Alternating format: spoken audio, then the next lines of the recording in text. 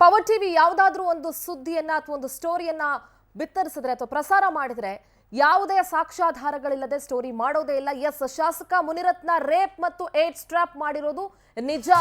SIT ಅಧಿಕಾರಿಗಳಿಂದ ಕೋರ್ಟ್ಗೆ charge sheet ಅನ್ನ ಸಲ್ಲಿಸಲಾಗಿದೆ. ಶಾಸಕ ಮುನಿರತ್ನ ರೇಪ್ ಮತ್ತು ಏಡ್ಸ್ ಟ್ರ್ಯಾಪ್ ಮಾಡಿರೋದು ನಿಜ. ಇದು ಪವರ್ ಟಿವಿ ವರದಿಯ ಮೆಗಾ ಇಂಪ್ಯಾಕ್ಟ್. ಜನಪ್ರತಿನಿಧಿಗಳ ಕೋರ್ಟ್ಗೆ 2481 ಪುಟಗಳ ಚಾರ್ಜ್ ಶೀಟ್ ಅನ್ನು ಸಲ್ಲಿಸಲಾಗಿದೆ. HIV ಪೀಡಿತರನ್ನ ಬಳಸಿಕೊಂಡು ವಿರೋಧಿಗಳಿಗೆ ಏಡ್ಸ್ ಅನ್ನ ಹರಡೋದಕ್ಕೆ ಈತ ಯತ್ನಿಸ್ತಾ ಇದ್ರು ಅನ್ನುವಂತಹ ಅಂಶವನ್ನ ಚಾರ್ಜ್ ಶೀಟ್ ನಲ್ಲಿ ಉಲ್ಲೇಖ ಮಾಡಲಾಗಿದೆ.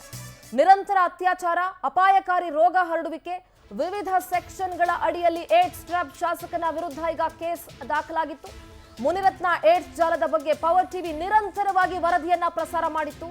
ಶಾಸಕ ಮುನಿರತ್ನನ ಲೀಲೆಗಳನ್ನ ಪವರ್ ಟಿವಿ ಮೊದಲು ಬಯಲು ಮಾಡಿತ್ತು. ಪವರ್ ವರದಿಯ ಬೆನ್ನಲ್ಲೇ ಶಾಸಕ ಮುನಿರತ್ನ ಅರೆಸ್ಟ್ ಆಗಿದ್ರು. ಪವರ್ಫುಲ್ ವರದಿ, ಸೂಪರ್ ಫಾಸ್ಟ್ ಇಂಪ್ಯಾಕ್ಟ್. ಇದೀಗ ಎಸ್ಐಟಿಯಿಂದ ಕೋರ್ಟ್ಗೆ 2481 ಪುಟಗಳ ಚಾರ್ಜ್ ಶೀಟ್ ಅನ್ನ ಸಲ್ಲಿಸಲಾಗಿದೆ. ಸೆಪ್ಟೆಂಬರ್ನಲ್ಲಿ ಬಿಜೆಪಿ ಕಾರ್ಯಕರ್ತೆ ದೂರನ್ನ ಸಲ್ಲಿಸಿದ್ರು. ಪವರ್ ಟಿವಿ ಮೊದಲ ಸುದ್ದಿಯನ್ನ ಪ್ರಸಾರ ಮಾಡಿತ್ತು. ಮುನಿರತ್ನನ ಲೀಲೆಗಳು ಏನೇನಿತ್ತು, ಯಾವ ರೀತಿ HIV ಪೀಡಿತರನ್ನ ಬಳಸಿಕೊಂಡು ತನ್ನ ವಿರೋಧಿಗಳಿಗೆ ರೋಗವನ್ನ, ಏಡ್ಸ್ ಅನ್ನ ಹರಡೋದಕ್ಕೆ ಈತ ಯಾವ ರೀತಿ ಏಡ್ಸ್ ಟ್ರ್ಯಾಪ್ ಜಾಲವನ್ನ ಹೆಣೆದಿದ್ದ ಅನ್ನುವಂಥ ಸುದ್ದಿಯನ್ನ ಪವರ್ ಟಿವಿ ಪ್ರಸಾರ ಮಾಡಿತ್ತು. ಇದೀಗ ಇದೆಲ್ಲವೂ ಕೂಡ ನಿಜ ಅಂತ ಹೇಳಿ ಜನಪ್ರತಿನಿಧಿಗಳ ಕೋರ್ಟ್ಗೆ 2481 ಪುಟಗಳ ಚಾರ್ಜ್ ಶೀಟ್ ಅನ್ನ ಎಸ್ಐಟಿ ಸಲ್ಲಿಸಿದೆ.